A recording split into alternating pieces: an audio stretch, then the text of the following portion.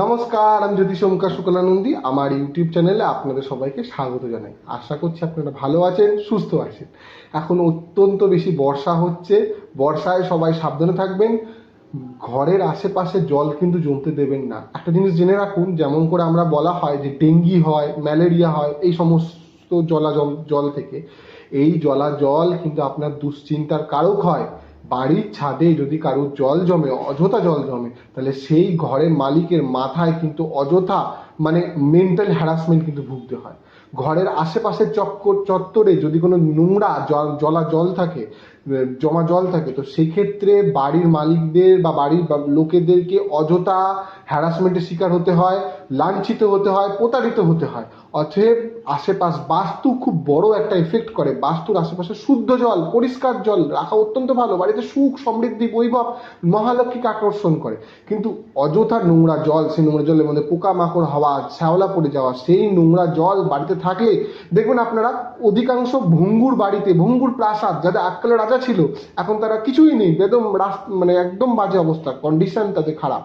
তাদের দেখবেন আশেপাশে ডোবা, নোংরা জায়গা বা বড় জায়গা পুকুর ছিল, সে জায়গাটা মজে যাওয়া, বা ঘরের মধ্যে কোথাও এমন একটা ঘর ছিল ভেঙে গেছে, সেখানে জল জমে ঝাঁটলা হয়ে রয়েছে, মেনটেন্স করার কেউ নেই, সেই ঘরে দেখবেন তাদের আরও আর্থিক খারাপ হয়, আরও সমস্যা হয়, কারণ দুর্ভাগ্য ডেকে আনে। জমা জল কিন্তু দুর্ভাগ্য ডেকে আনে। অতএব আপনারা জল থেকে সাবধানে রাখুন।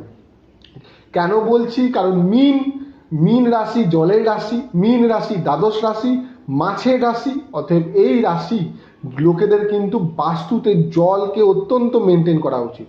তাই জন্য এই বিষয়ে অন্যদিন আর একটা ভিডিও বানাবো। আজকে বলি এই রাশি জাতকদের কেমন যাবে। রাশির ওপর শনির অবস্থান 7.5 মধ্যম ফেস, শনি এখানে বসে রয়েছে। অতএব এই সময় দুশ্চিন্তা, আর্থিক সমস্যা, সব বিষয়ে টালমাটাল হওয়া, পিতামাতার হেলথ নিয়ে সমস্যা, দাম্পত্য সমস্যা, সবকিছু টুকটাক কিন্তু মোটামুটি থাকবে। মোটামুটি বলা যায় ওয়ার্ক লোডও এই সময় কিন্তু বেশি থাকতে পারে। চাকরি ক্ষেত্রে 6th হাউসে কেতুর রাশিতে শনির অবস্থান ভালো না। অতএব এই সময় কিন্তু চাকরি নিয়ে সমস্যা, চাকরি নিয়ে টালমাটাল বা কর্মের দিকে অতিরিক্ত হ্যারাসমেন্টের শিকার কিন্তু আপনাদের হতে হবে। চতুর্থভাবে বৃহস্পতির অবস্থান ভালো, গৃহে শান্তি থাকবে, গৃহে সুখ থাকবে, নতুন ঘর কেনার যোগ আছে বা নতুন আসবাবপত্র কেনারও কিন্তু এ সময় যোগ আছে। পঞ্চম ভাবে বুধ এবং রবি ভালো, পুত্র সন্তানদের ক্ষেত্রে, ছেলে মেয়েদের সন্তানদের জন্য খুব ভালো সময়, তারা জীবনে গ্রোথ করবে এই টাইমে বা সন্তান হতে পারে। সন্তান নেওয়ার জন্য সময়টা অত্যন্ত শুভ।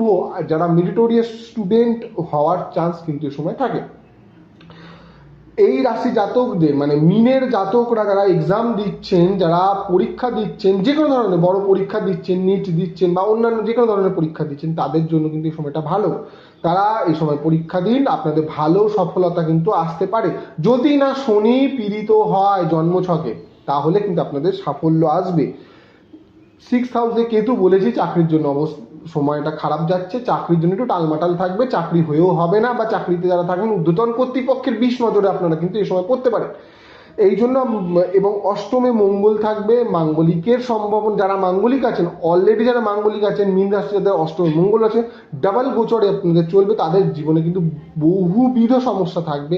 তারা পার্সোনাল কাউন্সিলিং যে কোনো ভালো জ্যোতিষীর কাছ থেকে সময় করান, অত্যন্ত মেন্টাল হ্যারাসমেন্ট এর যোগ আছে। কিন্তু যাদের মোটামুটি মাঙ্গলিক না, ছকে অত্যন্ত পাওয়ারফুল ভালো ছক বা মোটামুটি ছক, তাদের জন্য মঙ্গলের খুব একটা না সমস্যা দেবে না। কিন্তু হ্যাঁ, তারা আপনারা রাস্তাঘাটের সমস্যা বা আশেপাশের লোকদের সঙ্গে সমস্যা, ঝগড়া, বাদ বিবাদ থেকে এড়িয়ে চলুন, তাহলেই হবে।